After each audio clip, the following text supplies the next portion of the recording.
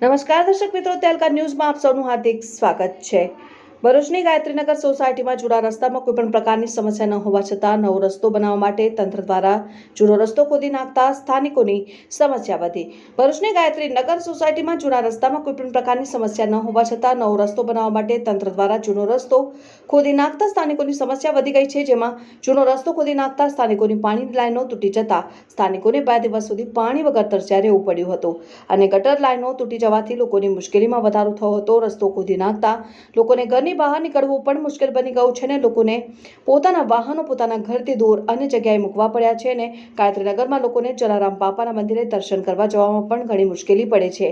ગાયત્રીનગરમાં આવેલી પ્રાથમિક મિશ્ર શાળામાં જવામાં પણ બાળકોને ઘણી મુશ્કેલી પડી રહી છે અને ગાયત્રીનગર જલારામ બાપાના મંદિર પાસે આવેલ વડના વૃક્ષની પૂજા પણ કરવા મહિલાઓને ઘણી મુશ્કેલ પડે છે। આવામાં વરસાદનો પ્રથમ રાઉન્ડ શરૂ થતાં ગાયત્રીનગરના રહીશોની મુશ્કેલી વધી।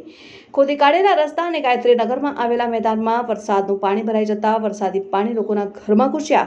રસ્તો ખોદી નાખતા ઘરનું પાણી તો બહાર જતું જ નથી પણ બહારનું પાણી ઘરમાં ઘૂસી ગયું। વરસાદમાં કાદવ કીચડ થઈ જવાથી લોકો ઘરની બહાર નીકળી શકતા નથી। આવામાં રાત્રિના સમયે લાઇટ જતી રહે છે અને કારણ કે કાદવ કીચડમાં કોઈ વ્યક્તિ પડી જશે અને તેના હાથ પગ ભાંગશે તો તેની જવાબદારી કોણ લેશે? અને રસ્તાઓ ખોદી નાખતા રાત મધરાતે કોઈ વ્યક્તિ બીમાર પડે તો સારવાર માટે તેમના ઘર સુધી એમ્બ્યુલન્સ કેવી રીતે પહોંચશે કે કોઈ વ્યક્તિ મૃત્યુ પામે તો તેની સ્મશાન યાત્રા કઈ રીતે કાઢવી?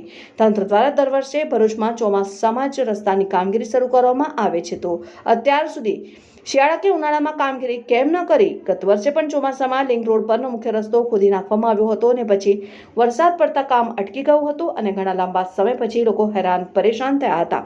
ત્યારબાદ કામ પૂર્ણ થયું હતું। નજીકના દિવસોમાં રથયાત્રાનો તહેવાર આવી રહ્યો છે અને તંત્ર દ્વારા ટૂંક સમયમાં આ કામ પૂરું કરવામાં નહીં આવે તો છેલ્લા 2-3 વર્ષથી ગાયત્રીનગર જલારામ બાપાના મંદિરેથી શરૂ કરવામાં આવેલી રથયાત્રા આ વર્ષે તંત્રના પાપે નીકળશે કે નહીં તે જ મોટો એક પ્રશ્ન છે। રિપોર્ટર અભી સૈયદ, તહેલકા ન્યૂઝ, ભરૂચ।